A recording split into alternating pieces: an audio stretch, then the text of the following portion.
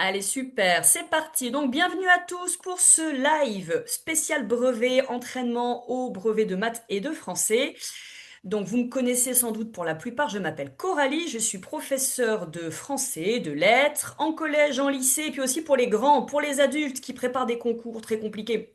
Là, aujourd'hui, je m'adresse à vous, les collégiens, donc les élèves de troisième, pour vous aider à mettre toutes les chances de votre côté pour vraiment cartonner au brevet, hein. Et moi, il n'y a pas de juste milieu, c'est on cartonne tout de suite.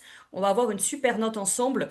Et donc, je vais commencer par vous montrer des petites choses. Alors, notamment, on y va, hein, ça y est, on attaque dans le gras. Je vais pas vous mettre un texte de brevet parce que le temps qu'on le lise et tout, bah, ça va prendre du temps. Donc, on imagine, il y avait le texte, vous l'avez lu. Moi, je vais vous montrer, en fait, les élèves au niveau des questions de compréhension. Peu importe les questions que vous avez, peu importe le texte sur lequel vous tombez, il y a des techniques à côté desquelles vous ne devez pas passer, des stratégies pour avoir les points. J'espère que vous voyez tous à l'écran les questions. Vous voyez bien dans le chat, hein, n'hésitez pas à dire s'il y a un bug, vous ne voyez pas, il y a quelque chose qui fonctionne pas. Si vous avez des questions, hein, vous n'hésitez pas, hein, j'ai l'œil aussi sur le chat en même temps. Les questions de compréhension. Une première chose à faire, j'imagine que peut-être vous le savez, mais vraiment j'insiste sur les points importants. Premier conseil, c'est de regarder le nombre de points entre parenthèses. Premier conseil, faire attention au nombre de points entre parenthèses. Pourquoi? Vous n'avez que 1h10 le jour du brevet pour répondre aux questions de compréhension sur le texte et aux questions de grammaire. 1h10, c'est extrêmement court. Déjà, il faut le temps de lire le texte et après, il faut répondre à toute une série de questions. Vous allez être stratégique, évidemment, les élèves. Vous allez mettre plus d'efforts et plus de temps sur les questions qui valent le plus de points. Alors attention, je ne suis pas en train de vous dire que les petites questions sur 2 points, comme la question ici 4A, on va la négliger. Ben non, 2 points, c'est bon à prendre. Mais ne passez pas trop de temps sur des petites questions. En revanche, eh bien, portez vos efforts sur les questions qui valent beaucoup de points. Par exemple, la 5 et la 6. Des questions qui valent beaucoup de points, ce sont des questions au-dessus de 4 points. Vous voyez, à partir de 4 points, bah là, il y a des points à gratter. Donc, il faut passer du temps sur ça. Ça, c'est mon premier conseil. Passez plus de temps sur les questions qui valent un max de points. Et évidemment, il faut être stratégique. Mon deuxième conseil, c'est de bien lire les consignes. Faire attention aux petits détails dans les consignes, dans les questions. Par exemple, quand on vous demande de justifier votre réponse avec le texte, quand on vous dit de prendre appui sur le texte, comme ici la question 1, la question 2, la question 3. Alors là, c'est le signal comme quoi vous allez devoir citer des exemples issus du texte. Ça veut dire que dans votre réponse, on va devoir trouver des guillemets et le numéro de la ligne de votre exemple entre parenthèses. Donc attention à la présentation des exemples. On n'oublie pas les guillemets, on n'oublie pas le numéro des lignes ou des vers. Attention, si c'est un poème, ce sont des vers, hein, entre parenthèses. C'est tout bête, mais si vous oubliez de citer le texte à l'appui, vous n'avez pas répondu à la question de manière intégrale, et donc vous allez perdre des points. Par exemple, sur 4 points, si vous n'avez pas cité précisément le texte, on va peut-être vous donner que la moitié des points. C'est vraiment dommage. Donc faites bien attention, dès qu'on vous demande de vous appuyer sur le texte, de justifier votre réponse avec le texte. Dès qu'il y a le mot texte en fait dans la question, vous allez chercher des exemples. Les exemples, vous allez bien les mettre en valeur avec les guillemets, le numéro des vers ou des lignes entre parenthèses. Et si jamais vous donnez plusieurs exemples à la suite, vous mettez une virgule entre les exemples. D'accord? C'est hyper important. C'est vraiment des petits détails, hein, là que je vous donne, mais ça va vous faire gagner des points. Un autre conseil, tout bête, mais je vous assure que moi qui ai été correctrice du brevet pendant 10 ans, on enlève des points aux élèves qui ne reprennent pas la question pour répondre. Reprendre la question pour répondre. En gros, vous ne pouvez pas répondre à une question en disant car blablabla. Bah non, vous devez reprendre la question. Par exemple, question 2. Quel sentiment éprouve le jeune garçon dans ce texte? Vous devez dire le jeune garçon dans ce texte éprouve des sentiments amoureux, des sentiments de je sais pas quoi. Reprenez vraiment les éléments de la question, je vous assure que sinon on enlève des points. Regardez bien aussi le nombre d'éléments de réponse qu'on vous demande. Alors, pas toujours, mais regardez la question 5, on vous demande de donner 2 éléments de réponse. Alors, si c'est 2, bah, ça ne veut pas dire un ni 3. Ne perdez pas de temps à donner plus d'éléments de réponse qu'on ne vous demande. Et en tout cas, faites bien attention, si c'est 2, bah, il faut bien respecter les 2 éléments attendus. Sur 6 points, on va vous donner 3 points pour chaque élément. Donc si vous n'en donnez qu'un seul, bah, vous voyez que déjà vous perdez la moitié des points. Et enfin, mon dernier conseil, ce sera aussi de faire attention à certaines questions où on vous indique précisément dans quel passage du texte trouver votre réponse. Si on vous dit ligne 25-26, c'est pas les lignes 12 ou les lignes 32, vous voyez? Il faut vraiment bien vous concentrer sur le morceau, le tronçon de texte sur lequel on vous oriente. Les questions de compréhension valent plus de points que les questions de grammaire. Maintenant, je vais passer à la grammaire. Donc déjà, si sur ce point-là, vous avez des questions, n'hésitez pas à m'écrire là dans le chat. Le but, c'est que voilà, j'aille un petit peu vite pour vous donner un aperçu, une espèce de panorama complet du brevet de français. Si ça va un peu vite, n'hésitez pas à me poser des questions. Les questions de compréhension sur le texte, elles valent beaucoup de points, beaucoup plus que la grammaire. Ça ne veut pas dire qu'il faut négliger la grammaire, ça ne veut pas dire ça. Mais ça veut dire que sur 1h10, ce sont clairement les questions de compréhension qui vont vous prendre du temps. Les questions de grammaire, hop, je descends. Je vous ai mis plusieurs exemples, on va peut-être pas toutes les faire, il y en a beaucoup, c'est juste pour vous montrer certaines petites choses. La grammaire, vous voyez, c'est 18 points, c'est quasiment moitié moins de points que la compréhension. Ça ne veut pas dire qu'il faut pas faire la grammaire, ça veut dire qu'il faut aller plus vite. Alors aller plus vite, ça ne veut pas dire bâcler, se précipiter et faire à l'arrache. Ça ne veut pas dire ça. Aller plus vite, ça veut dire qu'en gros, la grammaire, c'est vous savez ou vous ne savez pas. C'est un peu mathématique, La grammaire, c'est la mathématique des mots. En gros, une question, une réponse, on sait, on ne sait pas. Mais il n'y a pas à réfléchir un quart d'heure sur une question, vous voyez, qui vaut 2 points. Il faut vraiment que, voilà, ça aille vite dans votre tête, la grammaire. Je redémarre mes conseils à zéro. Pour la grammaire, révisez, ne faites vraiment pas l'impasse sur ces 4 choses au programme. Programme de grammaire. D'abord, je vous donne des conseils, après on corrige les questions.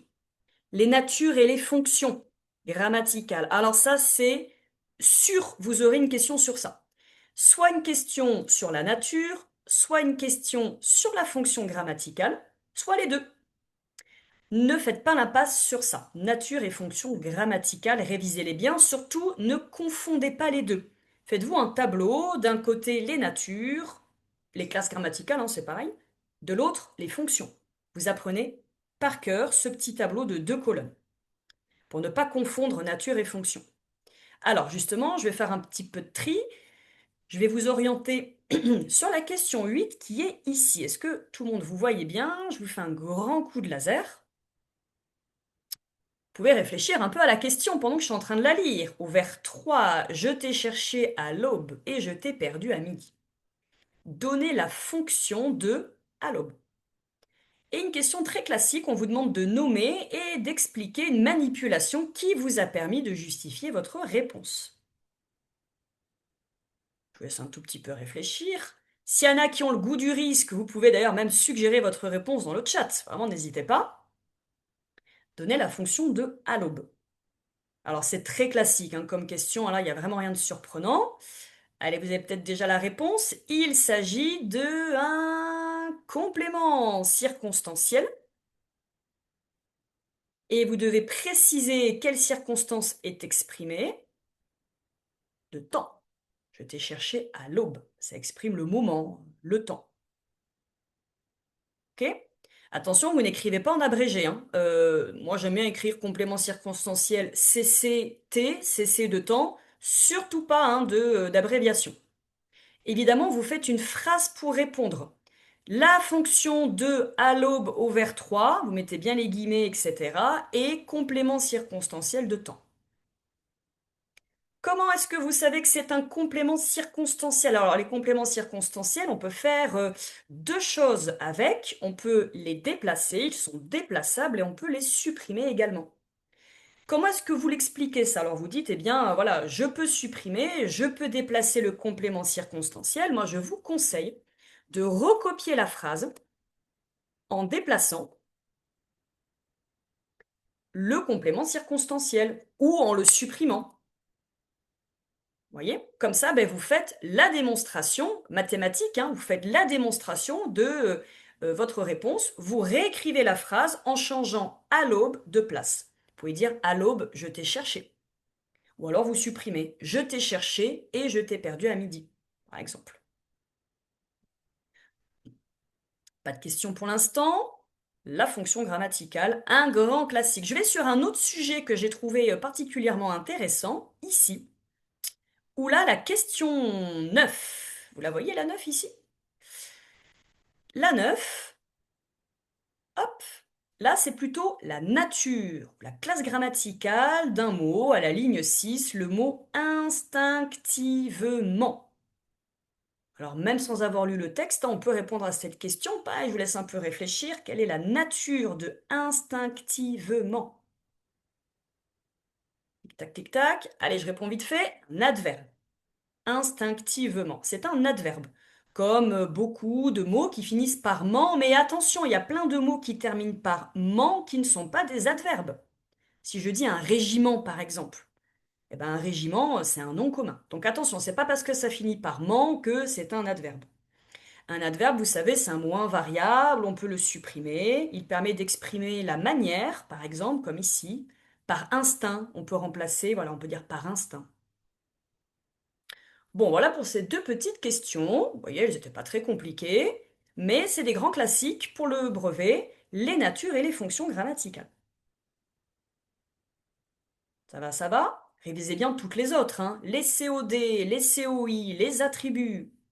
Révisez bien toutes les classes grammaticales aussi, les prépositions, les adjectifs, les déterminants, les pronoms. Attention, moi je dirais mention spéciale pour les pronoms et les déterminants. Pourquoi? Parce qu'il y a plein de sous-classes grammaticales. Vous savez, les pronoms, vous avez les pronoms personnels, indéfinis, relatifs, interrogatifs. Pareil pour les déterminants. Attention à bien réviser, ce sont les deux grosses classes grammaticales que je vous conseille de réviser avec beaucoup d'attention. Deuxième chose au programme, les propositions subordonnées. Alors globalement, c'est la phrase complexe, le nom de la leçon. Les propositions subordonnées, ça vous fait un petit peu peur. Et pourtant, je vous assure, c'est pas si compliqué que ça. En plus, mauvaise nouvelle pour vous, les subordonnées, elles vont vous poursuivre jusqu'au lycée parce que c'est au programme du bac, la subordination. Donc, faut bien vous accrocher et bien comprendre la base, hein. On va pas vous demander quelque chose de très compliqué, vraiment la base. Les subordonnées. Alors, ben justement, regardez, dans ce super sujet, la question 10, vous la voyez bien? Vers 19. Un soupir dont j'étais absent. On vous demande de recopier la phrase suivante et de mettre entre crochets la proposition subordonnée. On vous demande ensuite sa nature exacte. Bah oui, parce que les subordonnées, elles ont une nature et une fonction. Révisez bien les natures et les fonctions des subordonnées. Alors, je peux vous laisser tout petit peu le temps de la réflexion. Cherchez la subordonnée dans un soupir dont j'étais absent. Allez, moi je me munis de mon crayon.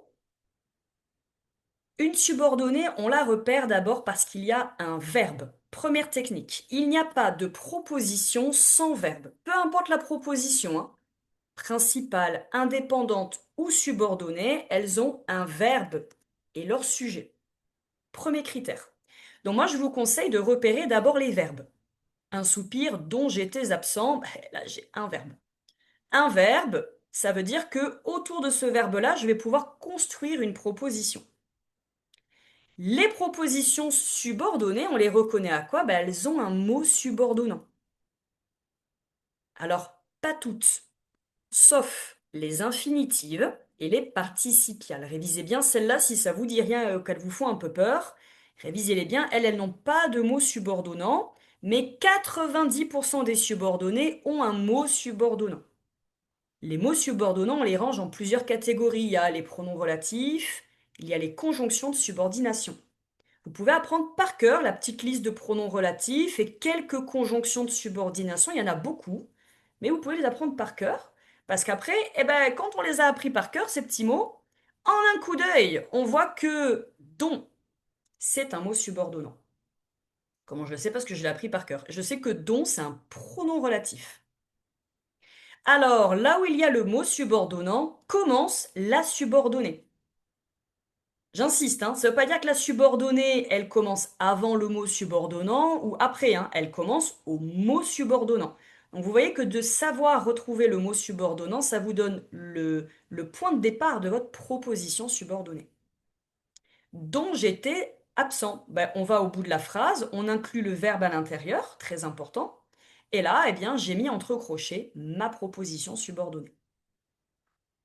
Ça va pour l'instant? Pas de questions dans le chat? S'il y en a, n'hésitez pas, hein. Et alors, la nature des subordonnés. Alors, la leçon, elle est un peu longue, donc là, je ne vais pas vous faire toute une leçon hein, sur les subordonnés.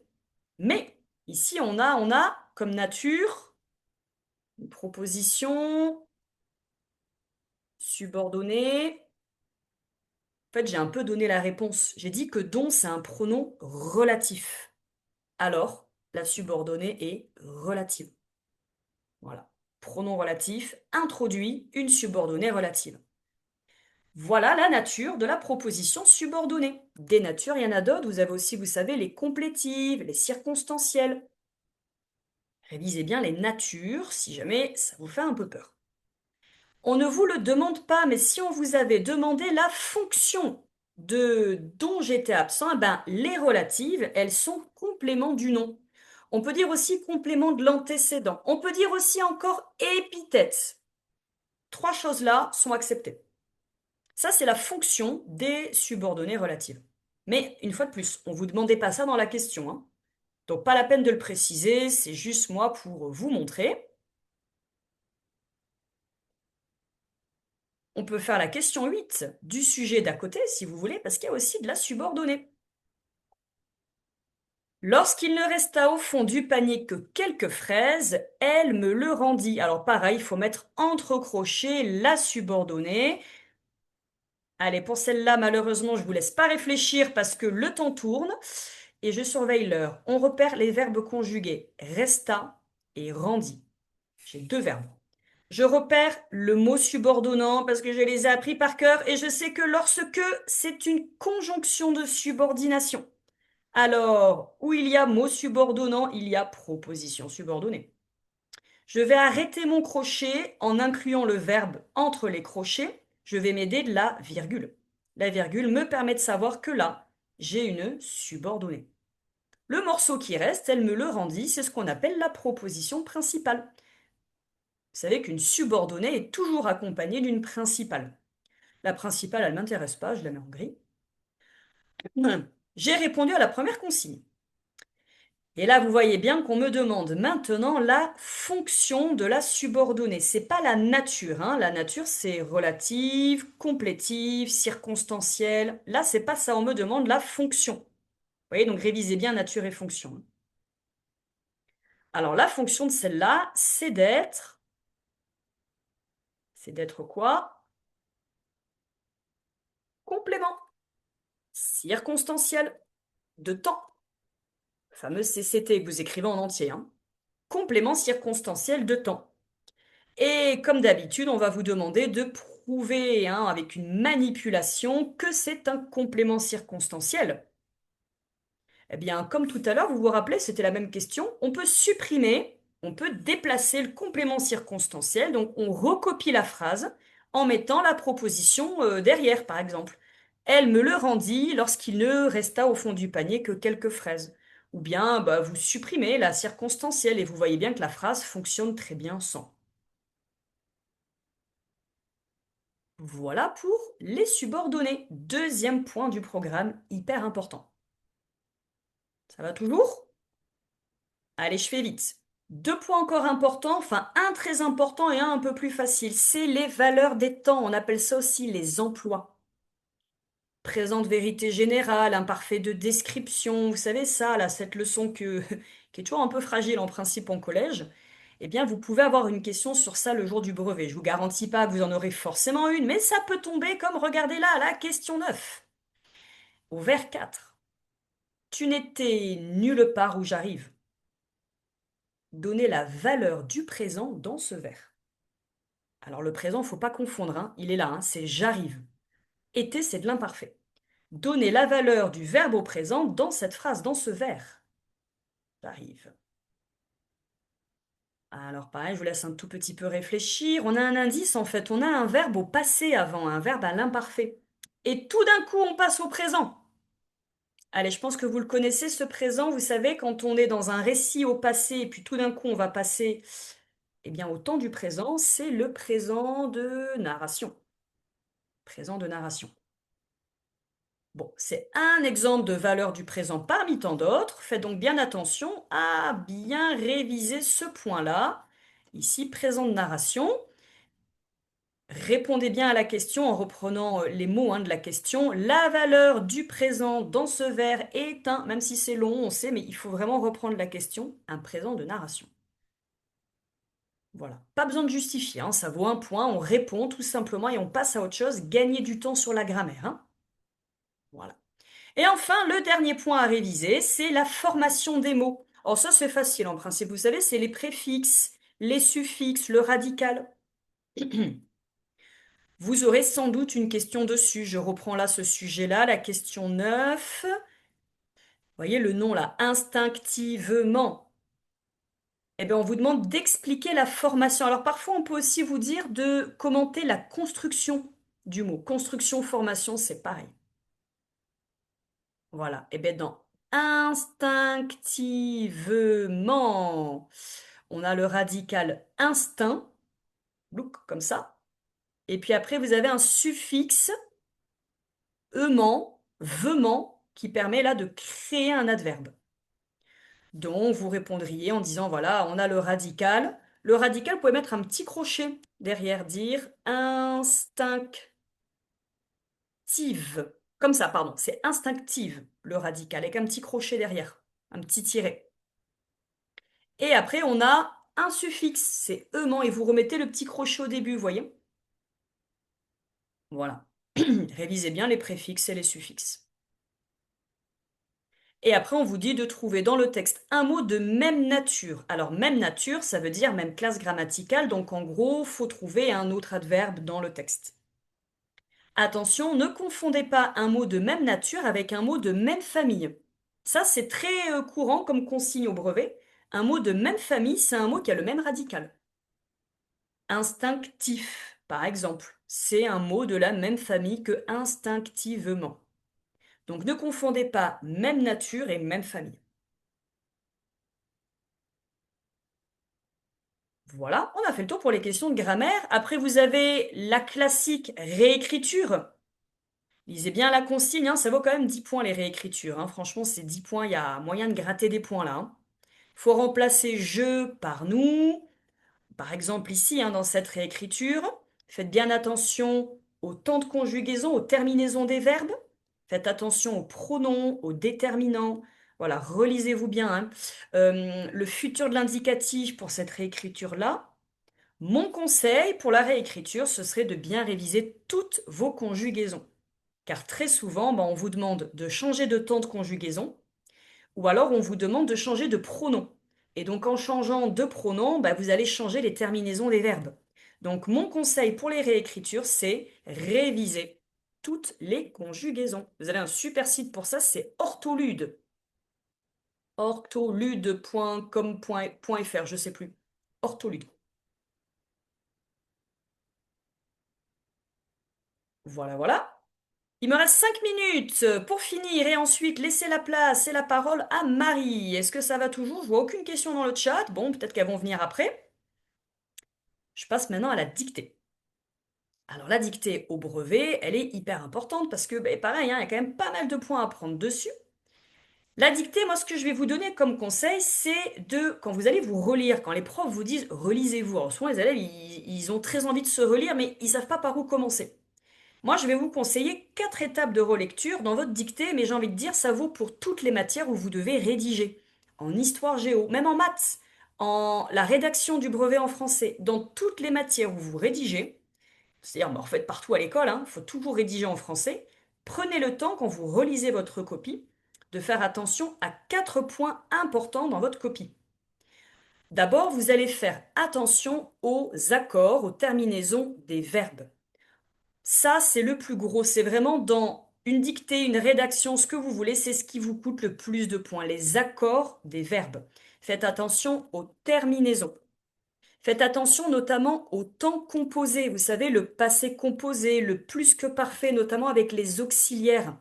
Avec être, on accorde. Avec avoir, on n'accorde pas. Faites attention à ces verbes-là en particulier. Les verbes. Deuxième point où vous perdez, enfin deuxième chose sur laquelle vous perdez le plus de points en dictée, c'est les noms et les adjectifs. En gros, ce qu'on appelle le groupe nominal. Et oui, faites attention, imaginons si vous avez un adjectif au pluriel, bah, le nom doit être au pluriel aussi. Là, il faut bien vérifier vos pluriels. Un S ou un X, et les féminins, est-ce que vous avez bien mis un E? Attention, les accords se font, l'accord se fait dans l'ensemble du groupe nominal. Si vous mettez un S au nom, vous mettez un S à l'adjectif. Ça, c'est le deuxième point vraiment qui vous coûte voilà, le plus de points. Faites bien attention. Troisième chose sur laquelle portez votre attention, ce sont les homophones. Les homophones, ce sont des mots qui se prononcent de la même manière, mais qui ne s'écrivent pas de la même façon, de la même manière. Notamment, il y en a plein en français. Le A avec accent, le OU, le EET, EST, le CE, SE. Je vais pas vous faire la liste, il y en a beaucoup trop. Ça vaut vraiment un max de points. Si vous faites des erreurs sur ça, relisez bien et isolez les homophones. Vous voyez que ces étapes, vous y allez vraiment progressivement. Vous allez relire votre dictée 4 fois s'il le faut, et à chaque fois, vous portez votre attention sur un point précis. Quatrième chose qui vaut beaucoup de points, ce sont tous les mots qui terminent par le son et ou est. Et ou est. Bah oui, parce qu'en français, alors ça c'est le cauchemar de tous les étrangers qui apprennent le français. Le problème des mots qui terminent par le son et ou est, c'est qu'on peut l'écrire de toutes les manières possibles. Et, es, er, ez, ai,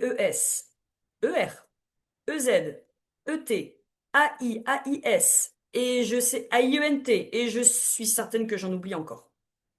Donc faites très attention à tous ces mots qui terminent par le son et ou est. Demandez-vous comment vous l'orthographiez. D'accord? Ça, c'est vraiment les 4 étapes de relecture pour mettre toutes les chances de votre côté d'éliminer un maximum de fautes. Je dis pas que vous allez toutes les éliminer, mais c'est vraiment les 4 plus gros morceaux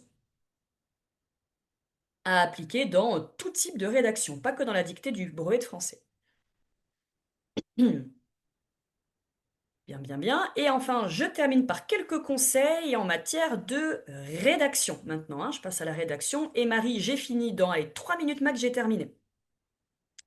Rédaction.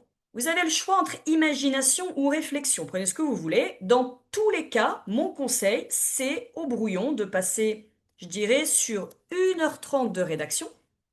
Passez bien 20 minutes au brouillon. C'est super important. Ne pensez pas que la rédaction, notamment d'imagination, on est inspiré par je ne sais quelle muse et que il n'y a pas besoin de réfléchir pour écrire, que ça vient sous la plume et qu'on peut tout de suite rédiger au propre. Non, non, non, non, non. Au brouillon, passez un petit peu de temps pour organiser vos idées. Moi, je vous conseille d'organiser vos idées par paragraphe. Faites entre 3 et 4 paragraphes.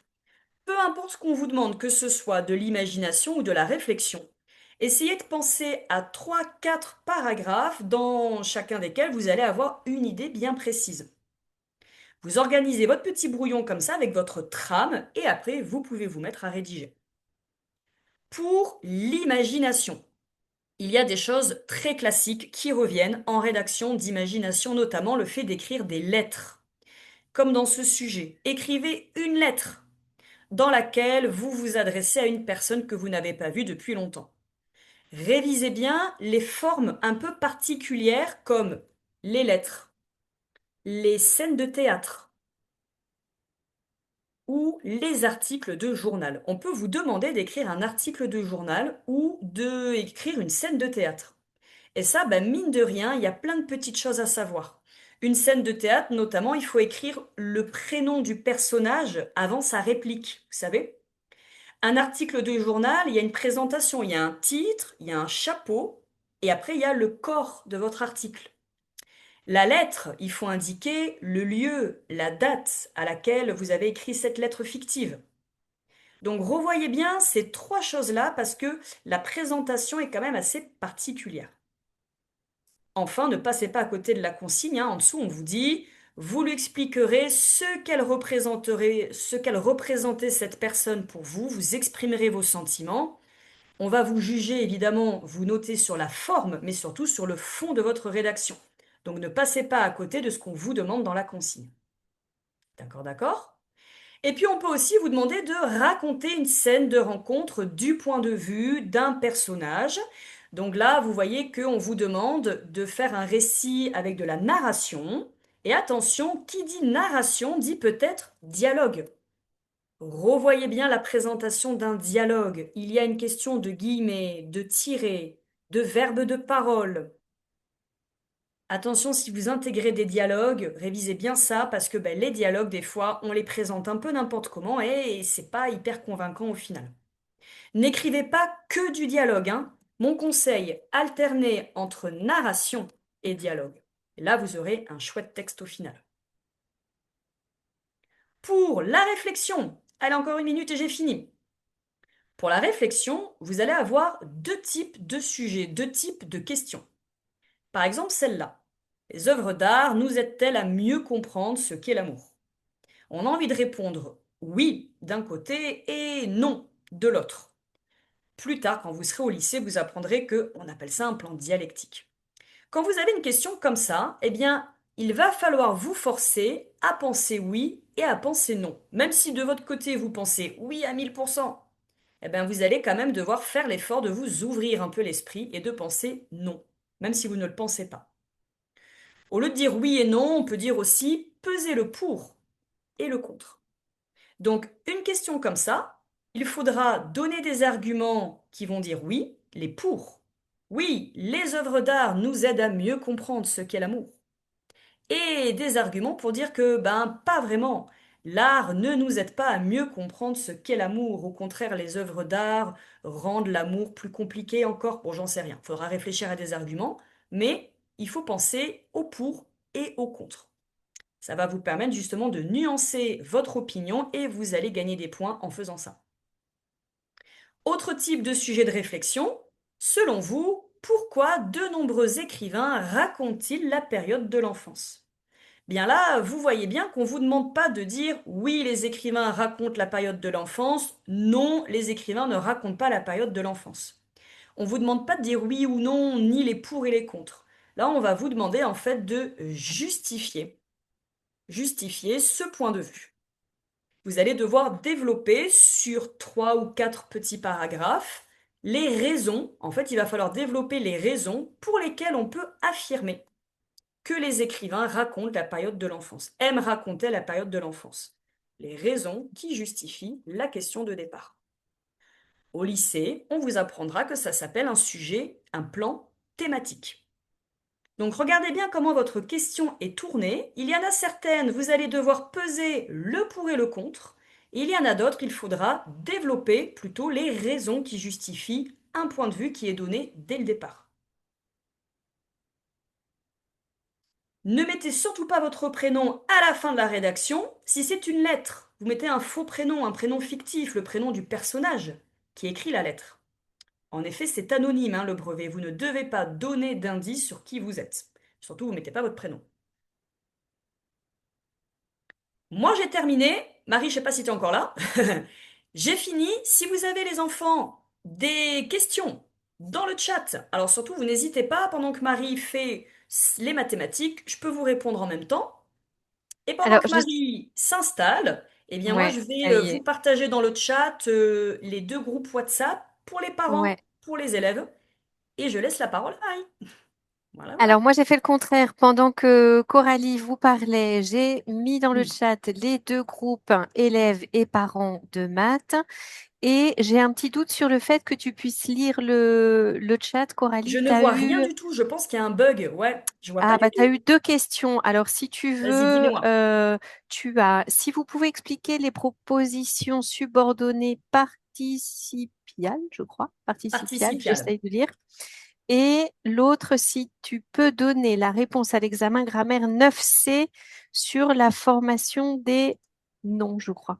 Sur la formation des noms, la question 9C. Elle est où la 9C? Alors, celle-là? Trouver dans le texte un mot de même nature. Je crois que j'ai répondu. Mhm. Bon, tu me diras s'il est... Et non, en effet, dans le chat, je ne vois rien. C'est très bizarre. Non, Donc, mais là, voilà, ouais. il y avait Ok. seulement ces deux questions. Et D'accord. non, il y avait aussi une question qui demandait si on envoyait, si après la leçon, on envoyait les brevets blancs, les exercices de brevets. Donc, j'ai répondu et je le redis à tout le monde. Dans les deux liens que nous vous donnons, Coralie et moi, nous allons vous envoyer les diaporamas, le lien pour le replay, j'imagine, et puis des petites astuces et conseils qui ont déjà été mentionnés par Coralie juste avant. Alors, Voilà. moi, je démarre pour Attends, je réponds vous. juste Ah, Marie. Ah, bah vas-y, tant bah, pis. Bon, je répondrai après sinon. mince, Attends. j'étais Je trop réponds rapide. très très rapidement si ça t'ennuie Vas-y. pas à la Non, question sur les propositions participiales avant que j'oublie. vas-y. Les participiales, il faut repérer les enfants, les participes présents ou passés. Alors, une proposition déjà, ça m'étonnerait qu'on vous mette ça au brevet, hein. Mais si jamais ça tombe, ce qui m'étonnerait, honnêtement, parce que ça serait vraiment pas cool. Une proposition participiale, c'est une proposition qui contient un participe présent ou un participe passé. Comme si je vous dis les grilles fermant, virgule, les clients se sont précipités vers la sortie. Voilà. Eh bien, les grilles fermant, c'est une proposition subordonnée participiale. Deux critères pour avoir une subordonnée participiale. Un participe présent. On le reconnaît parce que ça finit par ant. Ou un participe passé. Et attention, très important, il faut que le participe ait son propre sujet. Ce sont les grilles qui ferment. Les clients se sont précipités vers la sortie, ça c'est la proposition principale. Les grilles fermant, c'est une participiale. Je vous donne un exemple si vous voulez de proposition infinitive. J'entends chanter l'oiseau. Eh bien, chanter, c'est un verbe à l'infinitif. Et donc, un verbe à l'infinitif, quand il a son propre sujet, hein, là c'est bien l'oiseau qui chante, alors je peux dire qu'ici j'ai une infinitive. Un verbe à l'infinitif avec son propre sujet. J'entends, c'est la principale et on s'en fiche un peu, c'est la subordonnée qui nous intéresse. Voilà, voilà. J'ai répondu vraiment express. S'il faut aller réviser ça, pareil, je vous indiquerai des sites internet ressources très pratiques pour réviser ces points-là du programme. Voilà, voilà, Marie, j'ai fini. C'est bon. J'ai Alors, fini. cette fois, je À partage ton tour. avec vous. Allons-y. Alors, je vous autorise mon open board. Alors,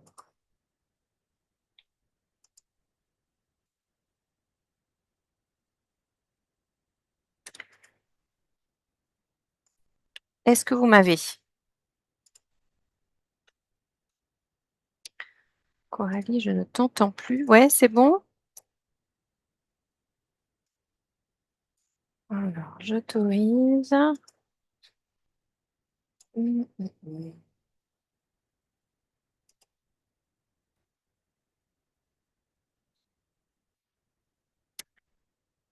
Alors, bon, je n'arrive plus à vous partager, alors que techniquement, on était bien hier. Et aujourd'hui, je vous autorise, mais je crois que vous ne voyez rien. Tu me confirmes, Coralie? Alors, attends, je vais sortir et je vais rentrer à nouveau. Je te laisse répondre à deux, trois questions et je rentre à nouveau par Tu reprends l'animation, Coralie, une seconde?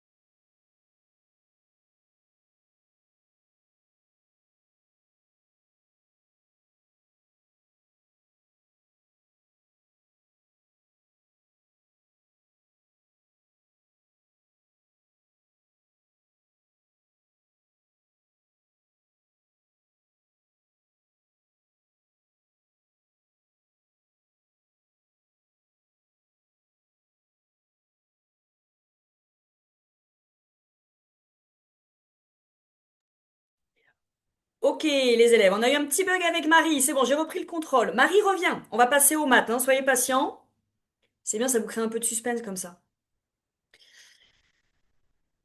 Alors, ça y est, Marie, normalement, elle a dû re-rentrer. J'ai aussi compris pourquoi j'avais pas eu vos questions dans le chat. C'est parce qu'elle s'adressait à Marie, qui était l'animatrice Zoom. C'est pour ça. Normalement, je pense que j'ai répondu à tout le monde.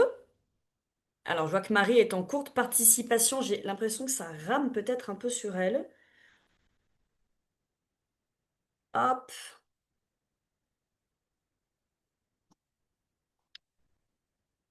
Alors. Ok, alors maintenant vous pouvez m'écrire, tiens, dans le chat, hein, ça y est, j'ai accès au chat de nouveau. Si vous avez des questions, enfin, profitez-en tant que, voilà, Marie règle ses petits soucis de connexion.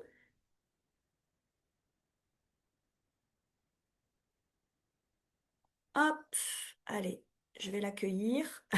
Elle essaye de se connecter. Alors, les liens WhatsApp, ouais, je vais renvoyer les liens le WhatsApp. J'attendais juste de régler le problème avec Marie. Ouais, ouais. Je renvoie tout de suite les liens WhatsApp. Donc, lien pour les parents en premier, lien pour les ados en second. Est-ce que je donne encore des cours? Alors là, pour la fin de l'année, non, j'en donne plus du tout. Malheureusement, là, pour la fin de l'année, je suis complète, la tête sous l'eau. Malheureusement, pour cette année, c'est trop tard. Si l'an prochain, par contre, vous avez besoin d'aide pour la seconde, ah ben là, vraiment, n'hésitez pas. J'ai ouvert mes inscriptions. Et je commence à prendre des inscriptions, voilà, pour ceux qui sont intéressés. Je vous donnerai aussi mon site internet où j'affiche tout ce que je propose. Je propose des cours individuels, mais pas que. Voilà. Je vais laisser Marie faire sa présentation. Je vous parlerai de tout ça un peu plus tard. Pour pas qu'on perde de temps. Vas-y, Marie, du coup, normalement, c'est bon. Je coupe au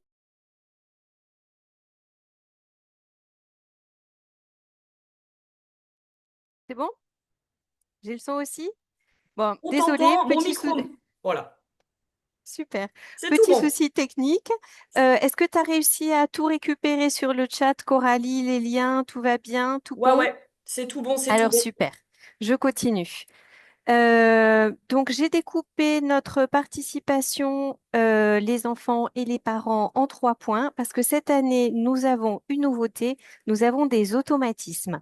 Vous aurez 20 minutes d'automatisme. Comment ça va se passer techniquement? On va vous donner une première partie, partie 1, sans calculatrice. Vous aurez 20 minutes pour composer, en principe sur une douzaine de questions d'automatisme niveau collège. Ça veut dire que ce sont des automatismes acquis depuis la sixième. Et au bout de ces 20 minutes, votre partie automatisme, la copie automatisme sera ramassée et vous serez autorisé à sortir votre calculatrice pour la partie exercice. Pour la partie exercice, j'ai choisi de vous proposer géométrie et probabilité, qui sont un petit peu des classiques qui tombent très régulièrement. Les automatismes, j'en ai sélectionné 4. Je vous propose de démarrer tout de suite. J'ai essayé de panacher, de choisir un petit peu des questions classiques qui tombent, comme on dit. Donc d'abord, une décomposition en produit de facteurs premiers. On vous demande de décomposer 120. Alors tout de suite, ici, on n'a pas une composition en facteurs premiers, on a une addition. On écarte. Ici, on repère qu'on a un 15, 3 fois 5, pas de facteur premier, on écarte aussi. D'accord? Le principe du QCM, c'est on écarte et ensuite on sélectionne la bonne réponse. Donc, il ne nous reste plus que 2 fois 3 fois 4 fois 5 ou une composition de puissance. Ah, regardez, j'ai 2 fois 3, 6, 4 fois 5, 20. 6 fois 20, je retrouve bien 120, donc je sélectionne la réponse A et j'élimine la réponse C. Ensuite, un petit peu de géométrie dans l'espace, le volume d'une pyramide. Alors là aussi, fondamentalement, connaissez vos classiques, hein, les calculs d'air, les calculs de volume, les calculs de périmètre, révisez vos formules. C'est des points qu'on peut très facilement gagner le jour J. Ça rapporte des points. D'accord? Donc, le volume d'une pyramide, c'est un tiers de la hauteur fois l'aire de la base. Donc, j'ai un tiers. Ici, ma hauteur, c'est 12. C'est une base rectangulaire, donc j'ai 7 fois 4. D'accord? Un tiers de 12, c'est 4. Donc, j'ai 4 fois 7 fois 4. J'ai donc 28 fois 4. Je regarde un petit peu l'ordre de grandeur parce que vous vous souvenez que tout ça, ça se fait sans calculatrice. D'accord? 4 fois 28, on est proche de 4 fois 25, on est de l'ordre de 100. D'accord? En réalité, on est exactement à 112. C'est donc la réponse B. Je continue. Éventuellement, si vous avez des questions, vous faites comme avec Coralie, vous postez dans le chat et puis on prendra un petit temps pour répondre à la suite. Un petit peu de calcul littéral. Là aussi, vous aurez du calcul littéral, vous aurez des équations, a priori de degré 1. Je conseille bien entendu de revoir vos produits remarquables. Ici, on reconnaît une identité remarquable. On a A carré moins B carré. D'accord? Donc, A, dans ce cas, ce serait 2x, puisque 2x au carré, j'obtiens bien 4x au carré, et b, ce serait 1. D'accord? Et donc, mon produit remarquable, c'est a plus b, facteur de a moins b. Je reconnais, est-ce que j'ai 2x plus 1 fois 2x moins 1?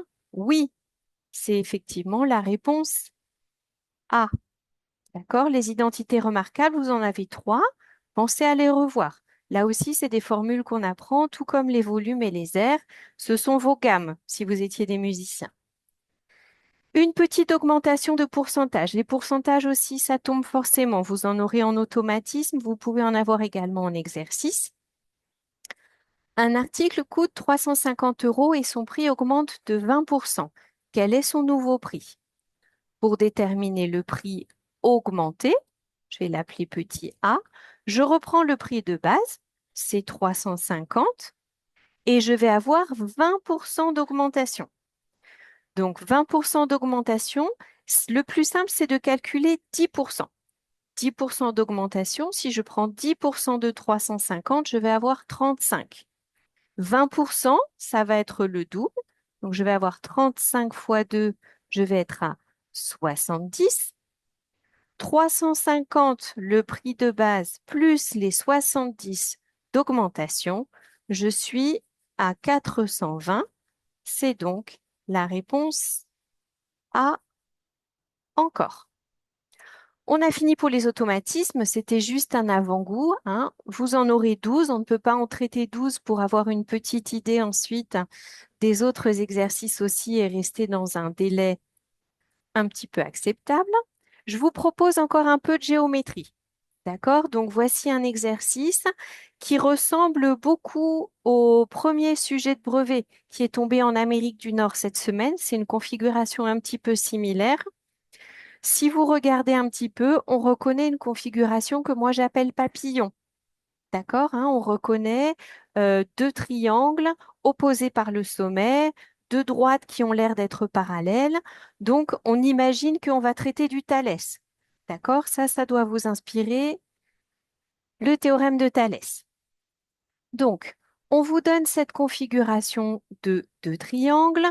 Vous repérez tout de suite que vous avez deux angles droits. Moi, j'aime bien marquer mes angles droits en rouge parce que c'est important. On vous donne des indications sur l'alignement des points. Là aussi, ça doit vous faire penser à Thalès. On vous rappelle bien que les triangles sont rectangles. On vous donne des longueurs et un angle. D'accord? Vous avez déjà des données marquées sur la figure. Si ce n'est pas marqué sur votre figure, n'hésitez pas à prendre une minute et à rapporter les données sur la figure pour que ce soit visuel et pour gagner du temps le jour de l'épreuve. Alors, on vous propose de calculer la longueur AB.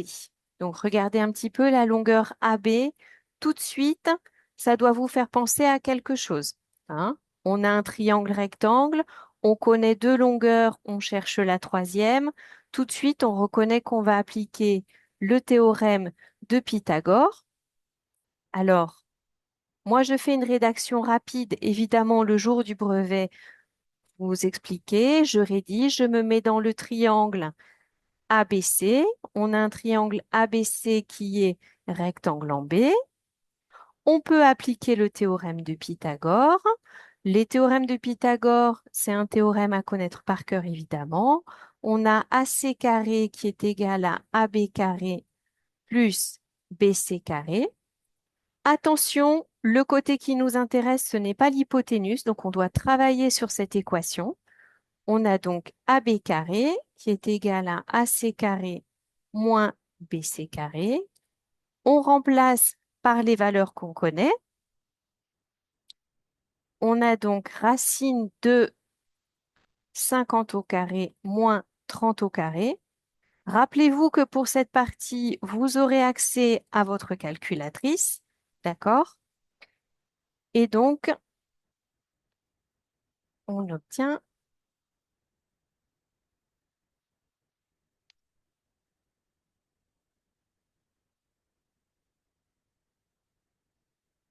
racine de 3400.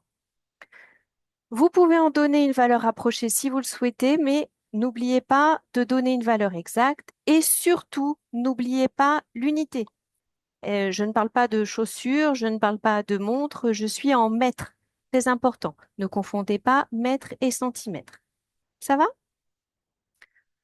J'ai pas la main sur le chat, Coralie, là. J'imagine que en Il y a cas de une question. question que je t'ai mise Ah, dans le chat de Céleste qui te dit je n'ai pas compris pourquoi D de la question 3 ne marche pas. tu n'as pas compris pourquoi D de la question 3 ne marche pas. Alors, je fais une petite pause. Je reviens en arrière. Mhm. Alors, le D de la question 3 ne marche pas parce que c'est une autre identité remarquable. Si tu prends ton D et que tu le développes, tu as un 2x moins 1 au carré. Et si tu développes, tu as un 4x au carré moins 1. Mais attention, tu as également le double produit. C'est moins 2x. Donc, je pense que tu as oublié le double produit qui ne répond pas à notre consigne. Voilà, j'espère avoir répondu à cette question. Et je continue un petit peu sur la géométrie. La deuxième question, c'est une question très facile. On utilise simplement une propriété. Regardez un petit peu, on a la droite DE qui est perpendiculaire à la droite EB. Et on a aussi la droite EB qui est perpendiculaire à la droite BC. Lorsque deux droites sont parallèles, toutes perpendiculaires à l'une et perpendiculaires à l'autre, ces deux droites étant perpendiculaires à une même droite EB, on a donc DE qui est parallèle à BC. Normalement, vous devez sentir qu'on est en train tout doucement de vous orienter vers Thalès, hein. Vous avez une configuration avec deux triangles. On vient de vous faire démontrer que les droites sont parallèles. Et effectivement, maintenant, on va vous demander quelle est la longueur de DE. Alors, la longueur de DE que je recherche, c'est celle-ci. Donc, regardez, on est dans une configuration de Thalès. On connaît une longueur, deux longueurs et la troisième. Donc, on se place dans la configuration DAC et BAE. On n'oublie pas de préciser que les points sont alignés et que les droites DE et BC sont parallèles et on utilise les rapports. Donc ici, on vient utiliser le théorème de Thalès avec DE qui est parallèle à BC. Et on a donc, moi j'aime bien utiliser le plus petit côté sur le grand côté toujours pour éviter la confusion dans les rapports. D'accord? Donc ici, mon plus petit côté, c'est BC. Sur le plus grand, c'est DE. Et de l'autre côté, j'ai AC. Et le plus grand côté, AD. Je remplace par les valeurs que je connais. BC, c'est 30. DE, c'est ma valeur recherchée. AC, j'ai 50. Et AD, j'ai 70. J'utilise les produits en croix. Donc, ma petite astuce, c'est je dessine mon produit en croix. D'accord? Je pars du premier terme, je multiplie par le second, je divise et j'arrive à la flèche. Donc, DE, c'est égal à 70 fois 30 divisé par 50. Rappelez-vous que pour cette partie, vous avez droit à la calculatrice et vous êtes bien à 42 mètres. Encore une fois, n'oubliez pas de préciser votre unité, de quoi on parle. Et enfin, un dernier petit point que j'ai choisi de conserver parce qu'on va faire appel à la trigonométrie.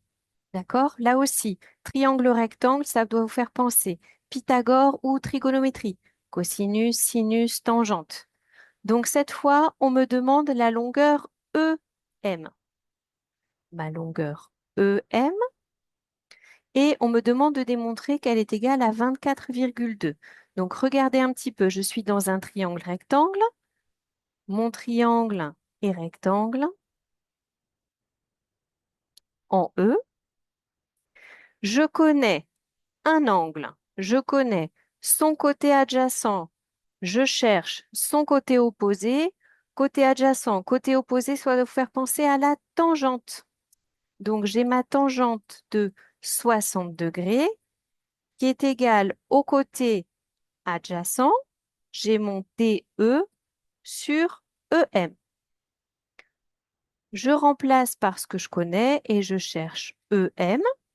Encore une fois, on peut utiliser le produit en croix. Quand j'ai rien, Au dénominateur, c'est comme si j'avais un 1. D'accord? Comme ça, je peux toujours appliquer mon produit en croix. Donc, c'est comme si j'avais DE fois 1 divisé par tangente de 60. Je remplace par les valeurs que je connais et j'obtiens 24,2 mètres. Encore une fois, je n'oublie pas mon unité surtout. Voilà, dans un exercice de géométrie, on a eu un grand panorama. On a vu du Pythagore, on a vu du Thalès et on a vu un petit peu de trigonométrie. Donc là, on a fait un grand aperçu de ce que vous pouvez obtenir en géométrie. Je continue, à moins que tu aies des questions en cours, Coralie. Sinon, j'attaque un petit peu de probabilité. Pas de questions en cours. Voilà, on déborde un tout petit peu sur l'heure vu qu'on a eu un petit souci technique tout à l'heure. Mais non, il n'y a pas de questions dans le chat. Je suis désolée. Pardon, merci pour votre Oh, ça, patience. c'est pas grave. Alors, une petite histoire de probabilité. D'accord? Alors, les probabilités, très important, c'est probablement la partie des mathématiques avec les problèmes qui se rapproche le plus du français. Fondamentale, la lecture. Prenez le temps de lire le problème pour pouvoir bien comprendre les données et vous les représenter. D'accord? Pour faire écouter de la musique à son enfant, Aurélie a sélectionné 22 chansons, 9 chants de Noël, 6 comptines et des berceuses.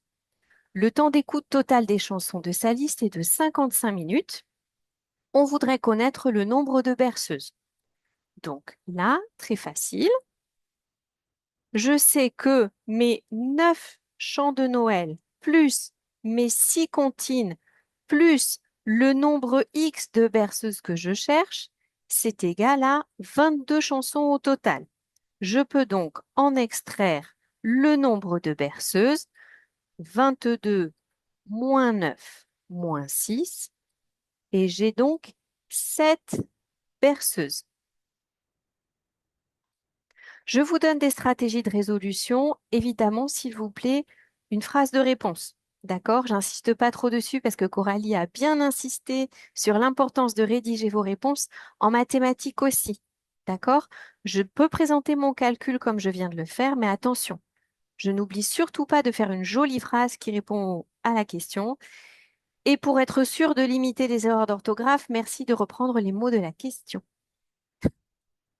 Ensuite, calculer la durée moyenne d'une chanson de cette liste. La durée moyenne, c'est la durée totale, 55 minutes, que je divise par le nombre de chansons. Donc, j'arrive à peu près à 2,5. Attention, je parle de minutes. 2,5 minutes, ce n'est pas possible, on vous précise bien de convertir en minutes et en secondes. Donc, j'ai 2 minutes et 30 secondes. Une minute étant formée de 60 secondes. Ça va? On va attaquer la partie vraiment proprement dite des probabilités. Je vous fais un petit rappel des données. On a 22 chansons, 9 chants de Noël, 6 comptines et 7 berceuses. Et la partie probabilité arrive puisqu'on vous dit qu'on écoute une chanson au hasard. Aurélie écoute une chanson, elle utilise la fonction aléatoire. Ça veut dire qu'une chanson est jouée au hasard sur son lecteur. On voudrait la probabilité que la chanson écoutée soit une consigne. Et on voudrait une comptine, pardon, et démontrer qu'elle est égale à 3 onzièmes. Pour toute probabilité, la probabilité s'écrit avec un P comme probabilité et c'est le nombre d'issues favorables. Je vous donne la formule parce qu'elle fonctionne toujours. C'est le nombre d'issues favorables sur le nombre d'issues possibles. Ça, ça fonctionne pour toutes les questions de probabilité. Donc, pour celles qui nous intéressent, le nombre d'issues favorables, c'est le nombre de comptines. Des comptines, on sait qu'on en a 6. Le nombre d'issues possibles, ce sont les 22 chansons. 6 sur 22, c'est bien 3 onzièmes. Voici notre probabilité. La probabilité que la chanson écoutée ne soit pas une berceuse, eh bien, c'est toujours pareil. Le nombre d'issues favorables, Donc, ça peut être soit un chant de Noël, soit une berceuse. C'est donc 9 plus 7. Toutes les issues possibles, c'est toujours 22. Je suis à 16 sur 11. Je n'oublie pas de simplifier ma fraction. 8 sur 11. D'accord? Là encore, je fais une phrase de réponse. Et le petit dernier pour la route. Les chansons sont numérotées de 1 à 22. On considère l'événement, le numéro de la chanson écoutée est un nombre premier. Et on cherche encore la probabilité de cet événement. Alors, les nombres premiers compris entre 1 et 22 sont le 2, le 3, le 5, le 7, le 11, le 13, le 17 et le 19. Donc, le nombre d'issues favorables, c'est 1, 2, 3, 4, 5, 6, 7 et 8. Donc, ma probabilité, c'est 8 issues favorables sur, j'ai toujours 22 chansons. D'accord? Donc, c'est 4 sur 11. 4 sur 11, c'est environ 0,363. C'est bien plus grand que un tiers, puisque un tiers, c'est 0,333. Voilà. L'exercice de probabilité est plus court. En général, les exercices de probabilité sont plus courts que ceux de géométrie. Rappelez-vous, hein, l'essentiel, c'est cette formule. Les issues favorables sur les issues possibles. Ça fonctionne que vous ayez des pièces, que vous ayez des boules, que vous ayez des dés. D'accord? Dans tous les contextes de probabilité, le nombre d'issues favorables sur le nombre d'issues possibles. J'en profite pour vous dire que vous en ferez aussi au lycée et que ça fonctionnera encore et toujours en seconde. Alors, je ne sais pas si j'ai des questions spécifiques sur... Alors, en Non, fait, ouais, les messages me sont adressés à moi. Alors attends, je te les renvoie. ouais. Comment on passe de 22 à 11? Question B. Alors, pour la question B, on peut passer de 22 à 11 en simplifiant. Et d'ailleurs, je suis allée un petit peu vite ici. J'avais un 22.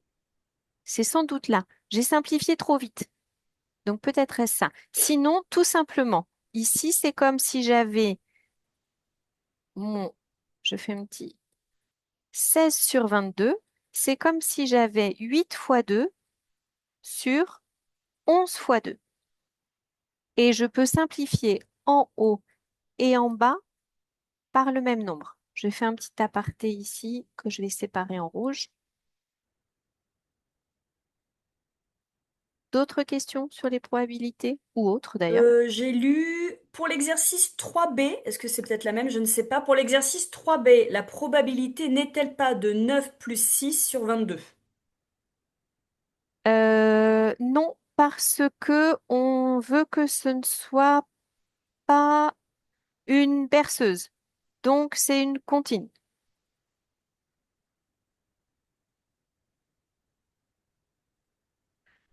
J'ai pas Encore? d'autres questions. Non, écoute, j'ai pas d'autres questions. Alors, ce que je vais faire, c'est que je vais arrêter de partager Ouais, mon pour écran qu'on pour qu'on revienne sur. récupère un petit peu Voilà. d'espace. Voilà. Alors, Chloé me dit qu'elle n'a pas compris la réponse. Si peut-être tu peux lui réexpliquer. Elle dit, il faut dire la probabilité. Alors, car il faut dire la probabilité que ça ne soit pas une berceuse, donc il Oui. faut dire la probabilité des deux autres. Chant de Noël 9 et comptine 6. Alors, chant de Noël 9 et comptine 6.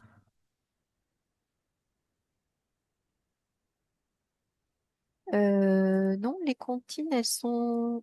Alors, il faudrait que je te répondrai On aura fini lorsque peut-être une j'enverrai, dernière. non, Ouais. lorsque j'enverrai le diaporama en complet, hein. De toute façon, Chloé et tous les autres, hein, si tu cliques sur le lien élève, d'accord, et que tu t'inscris sur le groupe, je vais envoyer ensuite en document PDF l'intégralité des diapositives que vous avez vues.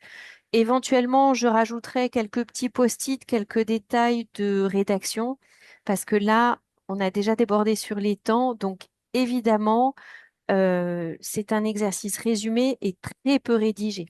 D'accord? Il faut évidemment rédiger davantage vos réponses.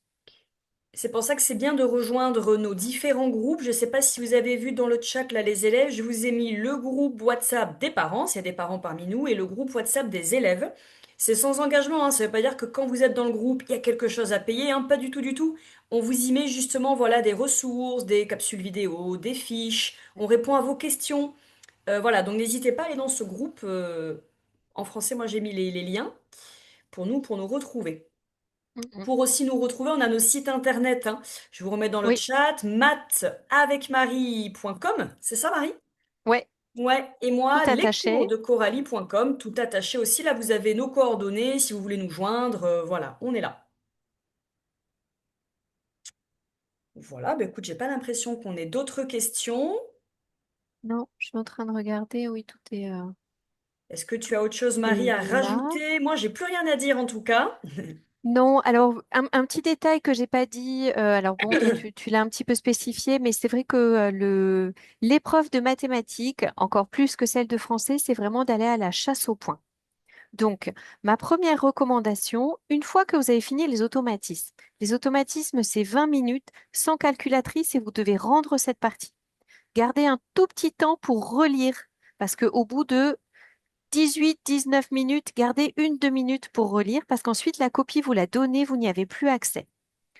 Dans la deuxième partie, quand vous commencez les exercices, vous prenez 2 minutes pour regarder tous les exercices en diagonale. Surtout, vous commencez par ce qui vous inspire le plus. Pour ce que vous savez faire, c'est important de commencer par un exercice qui va vous mettre en confiance, où vous savez que vous allez gagner des points. D'accord? Donc, vous commencez par ce qui vous inspire. Si dans un exercice, il y a une question à laquelle vous ne savez pas répondre, n'hésitez pas à laisser blanc pour revenir à la fin du temps imparti. Et surtout, numérotez vos pages. Très important pour vous, pour le correcteur. D'accord? Pour ne pas être en panique au moment où vous voulez relire, remplir un trou parce que vous avez compris une question, vous voulez y répondre, numérotez vos pages dès le début. D'accord? À chaque fois que j'entame une nouvelle page, je lui mets un petit chiffre. Parce que le jour J, parfois, on peut être un petit peu pris dans l'épreuve, etc. Donc, plus vous vous facilitez la tâche, plus vous avez des bons réflexes et plus c'est facile pour vous. On numérote aussi en français, hein, Coralie. Tout à fait. Hein? Et voilà. Et puis, évidemment, le jour de l'épreuve, arriver avec un petit temps pour être à l'heure. On pense bien à son document d'identité. Je pense aux quelques Espagnols qui se connectent. Il fait chaud, très chaud. Prenez à boire. Prévoyez que vous aurez chaud, surtout pour les épreuves d'après-midi. Donc, voilà. Et puis, n'hésitez Et pas. puis, il n'y a plus qu'un, Et voilà. comme on dit. J'allais dire, hein. Voilà les élèves. Et Bon. puis, bah, c'est votre premier grand rendez-vous avec un examen national, un examen qui compte. Vous allez tous plancher sur un sujet que vous partagez avec plein d'autres enfants dans le monde entier. Notre live aujourd'hui en est la preuve. Donc, voilà, c'est un petit orteil posé dans la vie de grand. Exactement. Et puis c'est une porte ouverte sur le lycée parce que toutes les notions qu'on vous apprend en maths et en français vous serviront pour le bac de français et de mathématiques. Et pas que les notions, mais également la méthode. Mm, Et le mm, fait aussi d'être devant un examen, de gérer le stress, de gérer son temps. En mm. fait, c'est une porte ouverte vers le lycée, le brevet. Voilà, c'est comme ça que vous devez le voir aussi. Ça vous servira pour l'an prochain. Voilà, bah, je suis tout à fait d'accord avec Voilà. Coralie. Je profite de ce petit moment pour vous remercier d'avoir pris le temps de vous connecter et d'échanger avec nous. On est ravis d'avoir partagé ce moment avec vous, d'avoir donné quelques conseils. Encore quelques excuses pour notre petit couac technique, mais qu'on a finalement pas trop mal récupéré, Voilà. sans avoir perdu de monde en route. Donc, j'en suis ravie et ben, au plaisir de vous retrouver. Voilà, pareil, voilà, merci à tous d'être venus. Et si vous avez la moindre question, vous savez où nous trouver, nos sites internet, les réseaux sociaux. Alors nous, on est sur Facebook avec Marie, parce qu'on est d'un autre temps, d'une autre époque, d'une autre génération. Sinon, il y a nos coordonnées, les groupes WhatsApp, nos sites internet. Voilà, vous savez où nous trouver. Pour la moindre question pour le brevet ou pour plus tard, le lycée, la seconde, vous savez où nous trouver. Voilà tout le monde. On va arrêter le replay aussi. On vous le laissera à disposition dans les groupes WhatsApp dès qu'il aura chargé. Et voilà, on vous souhaite bon courage, bonne chance pour le brevet. Passez un bel été, de belles vacances aussi, parce que ça fait partie du jeu, hein, après le brevet, les vacances. Et à bientôt peut-être. À bientôt. Voilà, au Merci. revoir tout le monde. Au Au revoir, au revoir. revoir.